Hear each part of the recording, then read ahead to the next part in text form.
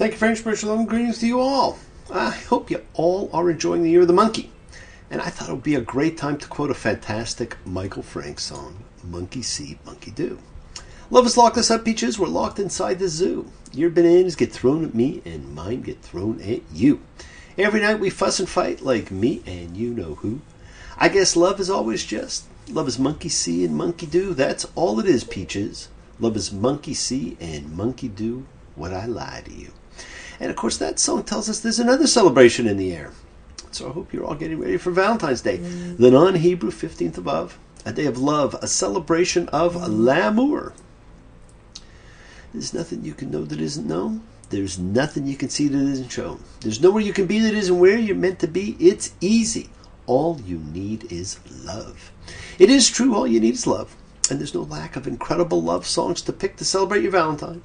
From deep, meaningful, soulful odes to love, to silly little love songs, it is always great to celebrate any festival of love. I'm almost sending out love. Let us send out some healing energy to Gary and to our good friend Allison, both going through a bit of a rough patch right now and in need of the love of the world. May the source of strength who bless the ones before us help us find the courage to make our lives a blessing. And my deepest sympathies go to Louis and the entire Resnick family on the passing of your father. Shmuel ben Lib Valea, God full of mercy who dwells on high, grant perfect rest on the wings of your divine presence in the lofty heights of the holy and the pure, whose shine is the brightness of the heavens. To the soul of Shmuel, who has gone to his eternal rest, as all his family and friends pray for the elevation of his soul. His resting place will be in the Garden of Eden.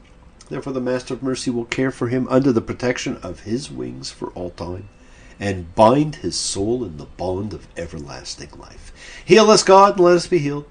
Save us, and let us be saved. For the one we praise is you, and bring healing that is complete. Blessed are you, Lord our God, King of the universe, the true judge. Alav HaShalom, may he rest in peace. Peace be with you and your family. A wise rabbi once said, pay attention to the ways in which your relationship continues, in reference to those loved ones who have departed. Everyone in our lives is the product of a relationship, and relationships have their own life. Are we ever really ready when a loved one leaves? Have we said everything we wanted to, done everything we could? If your answer to any of those is no, then take the opportunity to tell them you love them, you appreciate them, you thank them. When I die and they lay me to rest, going to go to the place that's the best. When I lay me down to die, going up to the spirit in the sky. Our soul connections traverse the bounds of time and space and go on forever in the echoes of eternity, friends. Spirit never dies.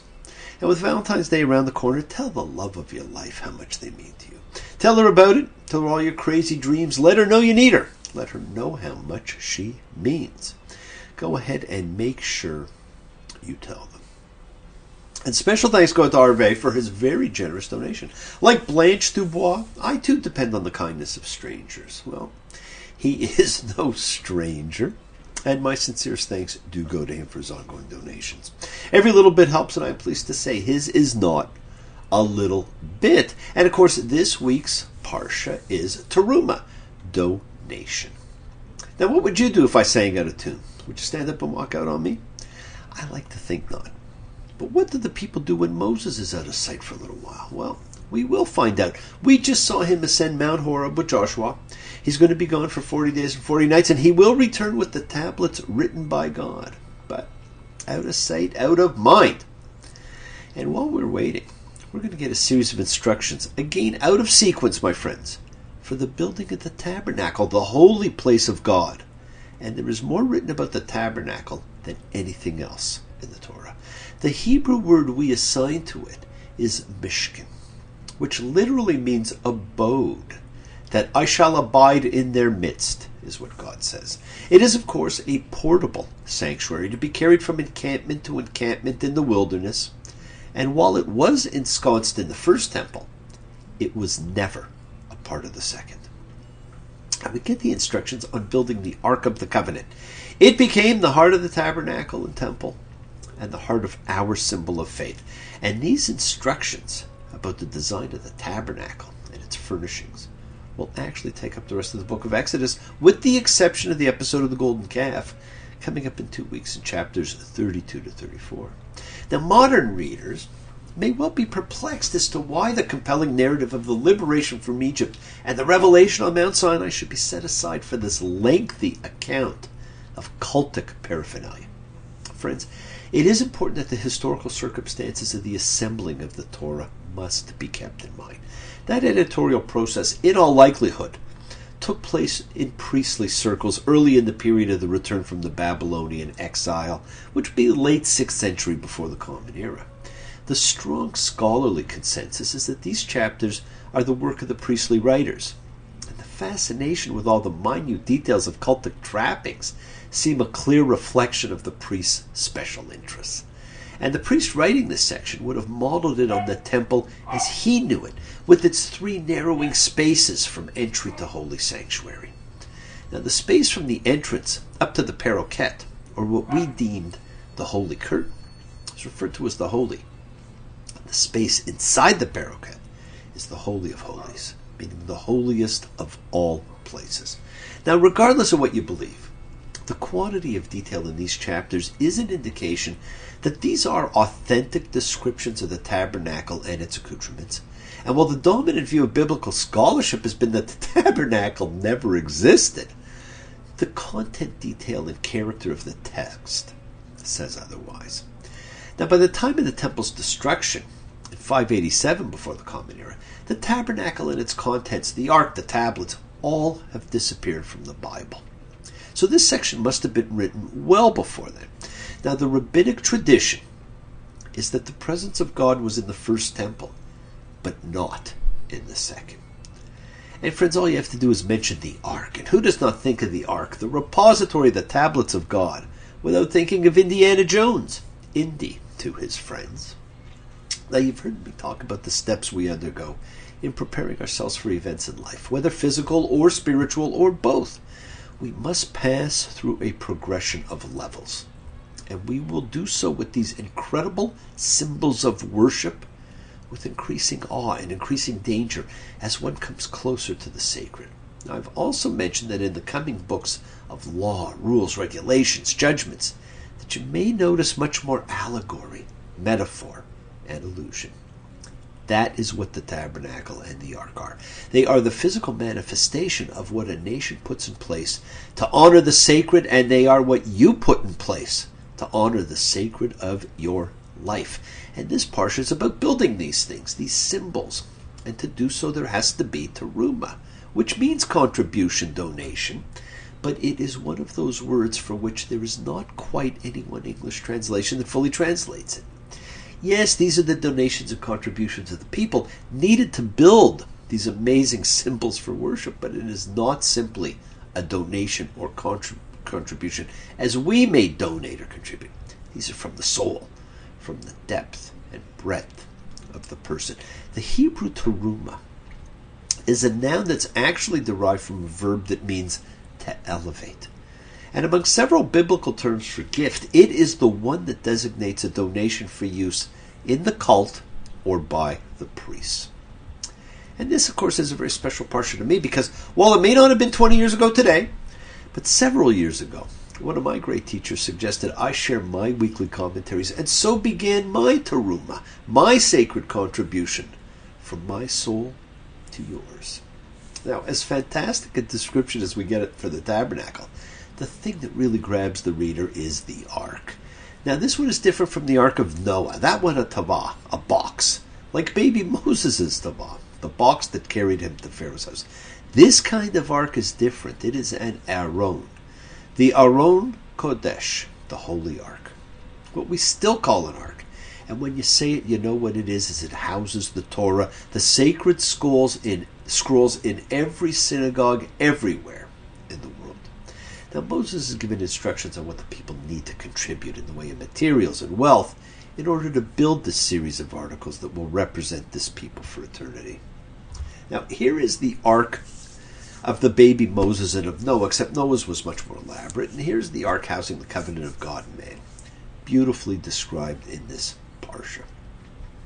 And we're given a fantastic detailed description of materials, dimensions, such that so many get lost in the minutiae of it. When what we are really building, each of us, my friends, is the internal sanctuary, the sacred space we carry, the portable space in which we, each of us, can't hold sacred what we, each of us, does hold sacred. Now, do not get lost in the detail, my friends. And as they say on TV, don't try this at home.